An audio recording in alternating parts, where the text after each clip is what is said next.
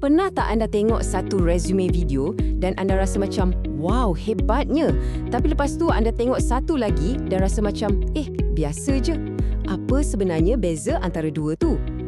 Itulah yang kita nak bongkar hari ni. Kita akan bedah siasat satu skrip resume video yang lemah dan kita tengok macam mana nak ubah dia jadi satu cerita peribadi yang betul-betul power. Jadi inilah soalan paling penting yang anda kena tanya diri sendiri. Skrip video resume yang anda tulis tu, adakah ia betul-betul menjual siapa diri anda? Atau ia sekadar satu senarai fakta yang boring?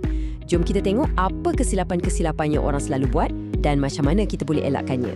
Okey, kita mulakan dengan kesilapan nombor 1. Selalunya kesilapan ni berlaku dekat bahagian yang paling penting, iaitu dekat permulaan.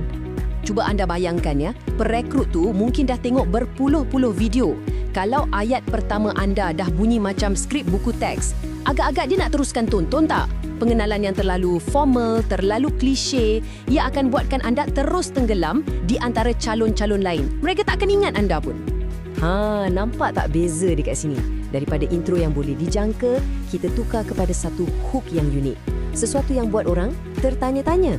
Tujuannya bukan setakat nak bagi tahu nama dan umur, tapi untuk buat perekrut tu fikir, menarik budak ni, aku nak tahu lebih lanjut. Itulah matlamat kita. Okey, bila permulaan dah lemah, selalunya ia akan bawa kepada masalah kedua. Cara anda ceritakan pengalaman anda. Ini satu kesilapan yang sangat besar. Bila skrip anda rasa kosong macam ni, anda dah terlepas satu peluang keemasan untuk tunjukkan nilai sebenar anda. Tahu tak? Sekadar cakap saya terlibat dalam projek A, itu langsung tak cukup. Langsung tak ada impak. Cuba kita fikir macam ni. Dalam satu projek tu, adakah anda cuma seorang penonton yang pasif atau anda adalah pemain dalam pasukan tu? Tak cukup untuk kata anda ada di situ. Anda kena jelaskan apa sumbangan spesifik anda, apa peranan anda dan yang paling penting, apa yang anda belajar dari semua tu. Jadi, poin utamanya kat sini ialah perekrut nak tengok bukti yang anda ni seorang yang sentiasa belajar dan berkembang. Bukan sekadar orang yang ikut arus je. Mereka nak lihat bagaimana setiap pengalaman tu membentuk diri anda hari ni. Daripada situ, kita terus masuk ke satu lagi kelemahan yang biasa kita nampak. Gagal untuk terangkan kenapa anda buat pilihan-pilihan besar dalam hidup. Contoh paling mudah, kenapa anda pilih universiti tu? Bila anda tak dapat jelaskan kenapa anda buat satu pilihan penting, ia nampak macam anda buat keputusan tu secara rawak, macam lambung shilling. Ini terus bagi gambaran yang anda ni tak ada hala tuju, tak buat kajian. Sebaliknya, perekrut nak tengok calon yang buat keputusan dengan teliti, dengan sebab yang kukuh.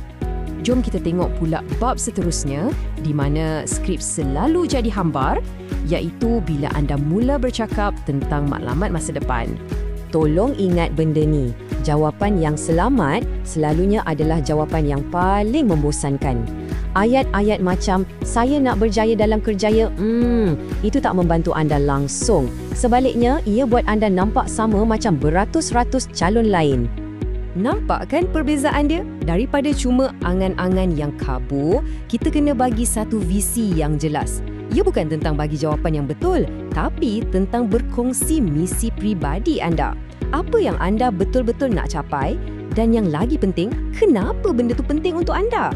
Baiklah, selepas kita dah tengok semua masalah ni, intro yang lemah, pengalaman tanpa impak, pilihan tanpa sebab, matlamat yang klise, apa sebenarnya punca utama semua ni? Dan inilah dia, momen aha kita. Inilah intipati masalahnya. Ia bukan sebab tata bahasa anda tak betul, bukan sebab anda tak guna perkataan canggih. Skrip tu gagal sebab tak ada cerita, tak ada hala tuju yang jelas dan yang paling penting, tak ada keyakinan. Jadi, inilah konsep utamanya. Anda kena fikirkan video resume anda ni bukan macam senarai barang dapur, tapi macam trailer untuk sebuah filem. Filem tentang kerjayaan anda. Tujuannya, untuk buat perekrut tu rasa tak sabar-sabar nak tonton filem penuh, iaitu panggil anda untuk temu duga. Jadi, macam mana kita nak baiki semua ni? Senang je. Ini 5 langkah praktikal untuk anda ubah skrip anda daripada satu senarai fakta yang bosan kepada satu penceritaan yang betul-betul meyakinkan. Mula dengan hook, tunjukkan impak anda, jelaskan kenapa anda, kongsi misi anda dan akhir sekali, tutup dengan satu kenyataan yang power. Jadi, untuk penutup, saya nak tinggalkan anda dengan soalan ni untuk difikirkan. Kunci kepada semua ni adalah keaslian. Jangan cuba jadi orang lain yang anda rasa perekrut nak tengok. Jadi diri sendiri. Bina skrip anda dengan yakin dan ceritakan kisah anda dengan jujur. Itulah yang akan buatkan anda betul-betul menyerlah.